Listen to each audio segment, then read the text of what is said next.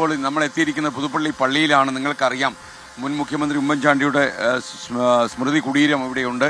ആ കല്ലറയ്ക്ക് മുന്നിലാണ് നമ്മൾ നിൽക്കുന്നത്. ഒരുപക്ഷെ ഒരുപാട് ആളുകൾ, ഇതിപ്പോൾ യഥാർത്ഥത്തിലൊരു തീർത്ഥാടന കേന്ദ്രം പോലെയാണ് അല്ലേ? ഒരുപാട് ആൾക്കാർ പല സ്ഥലങ്ങളിൽ നിന്ന് വരുന്നുണ്ട്. ആറ്റിങ്ങിൽ നിന്നൊരു എനിക്കൊന്നൊരു ട്രാവൽസ് ഒരു വണ്ടിയൊക്കെ ഏർപ്പെടുത്തിയിട്ടുണ്ട്, ഒരു സ്ഥിരം സർവീസ്.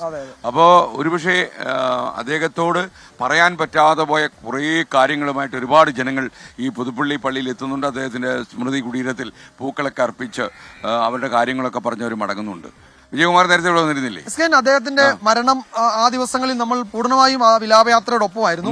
ഞാൻ ഓർക്കുന്നുണ്ടായിരുന്നു, അന്ന് ആ സംസ്കാര ചടങ്ങിന്റെ ഒക്കെ സമയത്ത് നമ്മൾ ഇവിടെ കഷ്ടിച്ചാണ് റിപ്പോർട്ട് ചെയ്യാൻ പോലും പറ്റിയത്. കാരണം അത്രത്തോളം ജനനിബിഡമായിരുന്നു. ഇവിടെ നിൽക്കാൻ പറ്റാത്ത പോലെ വലിയ തിരക്കായിരുന്നു ആ ദിവസങ്ങൾ. ഈ ഘട്ടത്തിൽ ഇവിടെ കടന്നു വന്നപ്പോൾ ഓർക്കുകയായിരുന്നു ആ വിലാപയാത്രയും ഒക്കെ. ഒരുപക്ഷെ കേരളം കണ്ടിട്ടുള്ള ഏറ്റവും വലിയ വിലാപയാത്രകളിൽ ഒന്ന്. ഉമ്മൻചാണ്ടി എന്ന നേതാവിനെ എത്രത്തോളം ജനങ്ങൾ സ്വീകരിച്ചിരുന്നു എന്ന് വ്യക്തമാക്കുന്നതായിരുന്നു ആ ദിവസങ്ങൾ. ആ കാഴ്ചകളൊക്കെ വീണ്ടും നമ്മൾ പുതുപ്പള്ളി പള്ളിയിലേക്ക് എത്തിയപ്പോൾ ഓർക്കുകയായിരുന്നു ഇങ്ങനെ. അതെ അതെ അതെ ഇതൊന്ന് പിതാവൊക്കെ ഇങ്ങോട്ട് വരുന്നുണ്ടെന്ന് തോന്നുന്നു. നമുക്ക് അതെ വരുന്നുണ്ട്. പിതാവിനോട് നമുക്ക് ചോദിക്കാം. ധാരാളം ആളുകൾ ഇന്നിപ്പോ പള്ളിയിലും ഈ നോമ്പ് കാലം കൂടി ആയതുകൊണ്ട് ഈസ്റ്ററിന് മുന്നോടിയുള്ള നോമ്പ് നമസ്കാരം, അതിന്റെ തിരക്കുണ്ട്. അപ്പൊ പിതാവിനോട് നമുക്ക് ചോദിക്കാനുള്ളത്, നമ്മൾ ഈ ഉമ്മൻചാണ്ടിയുടെ കല്ലറയ്ക്ക് മുന്നിലാണല്ലോ നിൽക്കുന്നത്. അപ്പൊ അദ്ദേഹത്തെ കാണാൻ ഒരുപാട് ആളുകൾ വരുന്നുണ്ട്. അദ്ദേഹത്തിന്റെ കല്ലറ കാണാനും കല്ലറയിൽ അവർക്ക് പൂക്കളർപ്പിക്കാനും ഓർമ്മിക്കാനും ഒക്കെ ആയിട്ട് വരുന്നുണ്ട്. എങ്ങനെയാ പിതാവ് ഈ വിലയിരുത്തുന്നത്? പിതാവിന്റെ മുഴുവൻ പേരെന്താ? വർഗീസ്. പ്രത്യേകിച്ച് 24 ന്യൂസ് ചാനലിന്റെ ആഭിമുഖ്യത്തിൽ ലഹരി വിരുദ്ധ പ്രചരണം ബഹുമാനപ്പെട്ട ശ്രീകണ്ഠൻ നായരുടെ നേതൃത്വത്തിൽ നിർവഹിക്കുന്നവന് പുതുപ്പള്ളി പള്ളി അങ്കണത്തിലേക്ക് സ്വാഗതം. പ്രത്യേകിച്ച് അനവധി ആളുകൾ ദേവാലയത്തിലും നമ്മുടെ മുൻ മുഖ്യമന്ത്രി ബഹുമാനപ്പെട്ട ഉമ്മൻചാണ്ടി സാറിന്റെ കല്ലറയിലും കടന്നു വരുന്നുണ്ട്.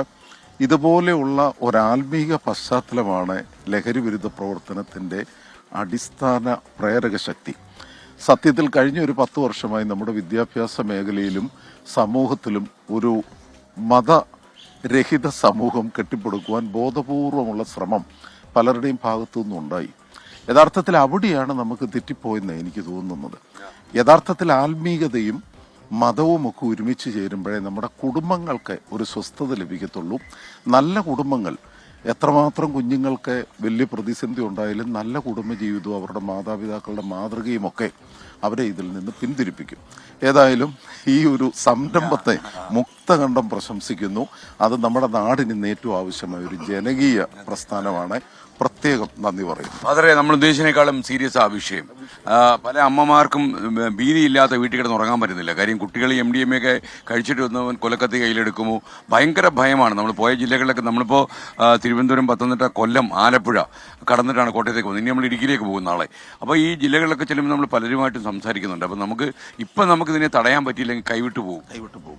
യഥാർത്ഥത്തിൽ ഉൽപാദനം, വിതരണം, അതുപോലെ തന്നെ ഉപയോഗം, ഈ 3 തലങ്ങളിലും ഒരുപോലെ ശ്രദ്ധ ചെലുത്തണം. ഇപ്പോൾ ഒരാളെ മയക്കുമരുന്നുമായിട്ട് ഒരാളെ പിടിച്ചാൽ വിതരണക്കാരനാണ് വലിയ പ്രശ്നം. അദ്ദേഹത്തെ ഒരു മാസം ഒന്ന് റീഹാബിലിറ്റ് ചെയ്യാനും എക്സോട്ടിക്കേറ്റ് ചെയ്യാനും ഒരു മാസത്തെ ഒരു പാക്കേജ് ഗവൺമെന്റ് ഉണ്ടാക്കിയാൽ പിന്നെ ഒരിക്കലും 1 മാസം കഴിഞ്ഞ് ഇറങ്ങി വരുന്ന ഒരാളെ പിന്നെ ഒരിക്കലും വിതരണം ചെയ്യരുത്. അതിനുള്ള ഇച്ഛാശക്തിയും കഴിവും ഗവൺമെന്റ് ഭാഗത്തു നിന്നുണ്ടാകണം.